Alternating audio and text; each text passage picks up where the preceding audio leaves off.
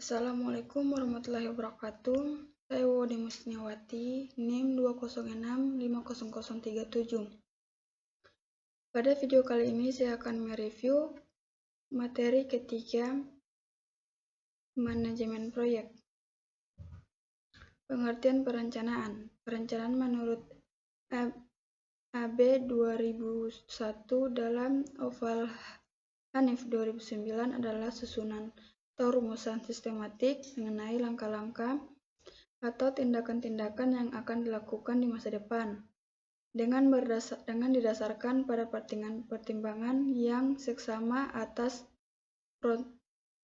potensi, faktor-faktor eksternal dan pihak-pihak yang berkepentingan dalam rangka mencapai suatu tujuan tertentu.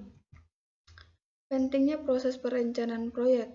Sebelum memulai proyek, ada tahapan perencanaan, yaitu proses penentuan cakupan, jadwal waktu, sumber daya, dan semua yang harus Anda ketahui agar proyek tersebut menjadi sukses. Ada fungsi perencanaan proyek, yaitu yang pertama, yaitu sarana komunikasi bagi seluruh pihak terkait. Kedua, merupakan dasar dalam mengalokasikan sumber daya. Yang ketiga, merupakan tolak ukur dalam pengendalian. Berikut tahapan perencanaan proyek. Yang pertama, penerapan tujuan, yaitu menentukan pelaksanaan proyek yang diinginkan serta waktu, biaya, dan performasi yang ditargetkan. Yang kedua, urutan kerja, yaitu seluruh urutan dan deskripsi pekerjaan yang perlu dilakukan untuk mencapai tujuan proyek. Ketiga, perencanaan organisasi proyek, yaitu menentukan departemen, subkontraktor, manajer proyek. Yang keempat, jadwal kegiatan, yaitu waktu pelaksanaan setiap aktivitas, batas selesai, dan milestone. Yang kelima, rencana anggaran dan sumber daya, yaitu jumlah anggaran dan sumber daya yang dibutuhkan. Dan yang keenam, ramalan performasi penyelesaian proyek, yaitu performasi yang diharapkan dalam menyelesaikan proyek. Berikut fase perencanaan proyek IT. Ada perencanaan proyek, persiapan proyek, dan pendefinisian rincian proyek. 1. Perencanaan proyek. Ada 4 bagian dalam merencanakan proyek agar dapat berjalan dengan baik, yaitu A. Perencanaan strategi. B. Mendefinisikan subsistem pada proyek. C.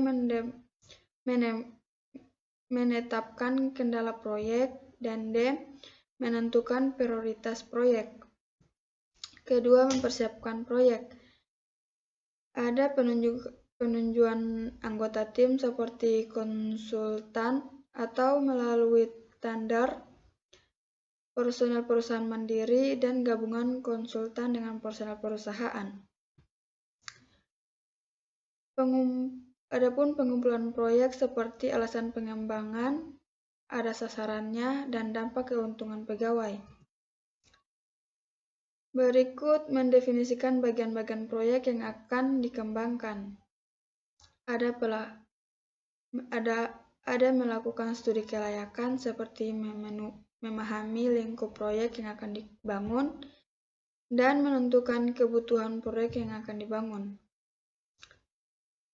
Berikut menilai kelayakan proyek. Ada beberapa kelayakan proyek seperti kelayakan teknik, kelayakan hukum, kelayakan operasi, kelayakan jadwal, dan kelayakan ekonomi. Berikut tampilan contoh WBS pendekatan. Mungkin itu saja yang bisa saya review pada materi kali ini. Lebih dan kurangnya mohon dimaafkan. Saya akhiri, wabillahi taufiq wal hidayah. Wassalamualaikum warahmatullahi wabarakatuh.